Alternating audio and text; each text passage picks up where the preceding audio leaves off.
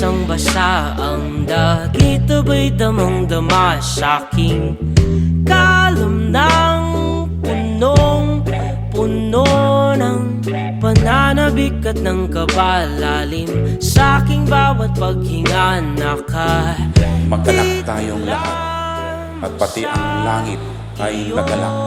Pagpasok ng nobya, bumuhos ang ulan, pumalakpak tayo, pati ang langit ay pumalakpak.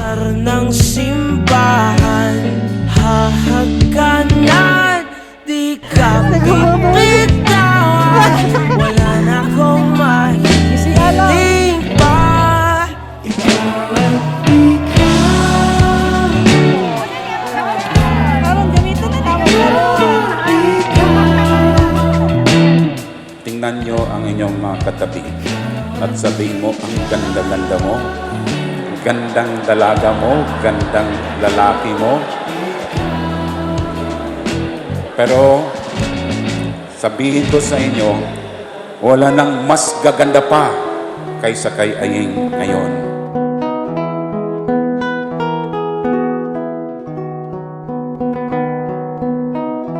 Pagkatapos ng mahabang panahon na paghihintay at pagkatapos ng mahabang panahon ng paghahanda, dumating din ang araw na ito. Naay Christmas party, board member ko that time, tapos gipaila-ila siya sa ihang pinsan. And that was it, that's the start. Nakakot sa akong attention kay pajama-themed party siya, o naka-yellow kaayo siya.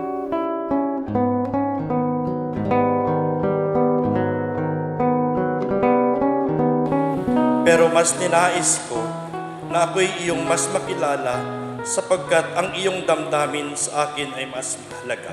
Kayo ba ay pareho ng handa na palakihin bilang mabubuting Kristiyano ang mga anak na ibibigay sa inyo ng Panginoon? Opo, Padre. Kay Rene, stricto as always. Same sa impression sa tanan, strict. Pero if ma-learn na nimo siya, maila-ila na nimo siya more. Pero strict in a way na naasa tama. Si Aying, sa tingin ko bata talaga.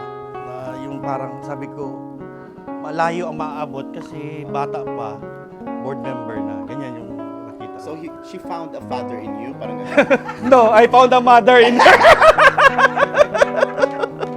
Marahil ay nais mong maliwanagan kung bakit kailangan umabot pa ng 11 taon upang ikaw ay aking iharap sa Diyos at ipakilalang kabiyak sa buong mundo. Aying, tinatanggap mo ba si Rene bilang iyong kabiyak sang-ayon sa batas na iniaatas ng ating simbahan? Opo, Padre. Tapos, as approaching na siya sa Capitol, naingon din siya na, kinsa na siya. And actually, nakita ko si Aying first sa tarpaulin na nakalagay sa harap ng Capitol. Di ba? Naalala mo?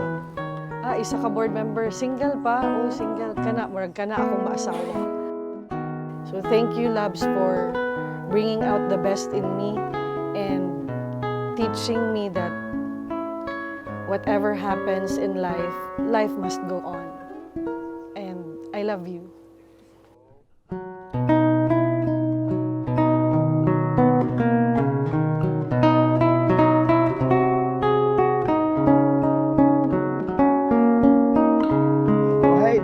Make your day.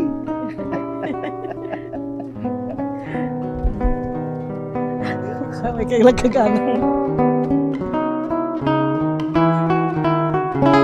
11 taon ang nakalipas. Nandito tayo, ikaw at ako, umpisa ng ating pagsasamang panghabang buhay. Sa harap ng Diyos at ng ating mga mahal sa buhay, simula sa araw na ito, sa akin ka na at sa iyo na ako. Pipiliin na maging masaya hanggat kasama kita.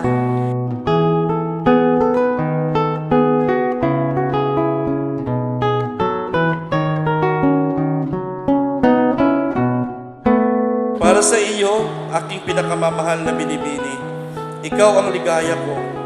Simula na ng habang buhay na masasayang bukang liwayway at walang katapusang kaaya-ayang takip silim para sa ating dalawa. Maraming salamat, Sir.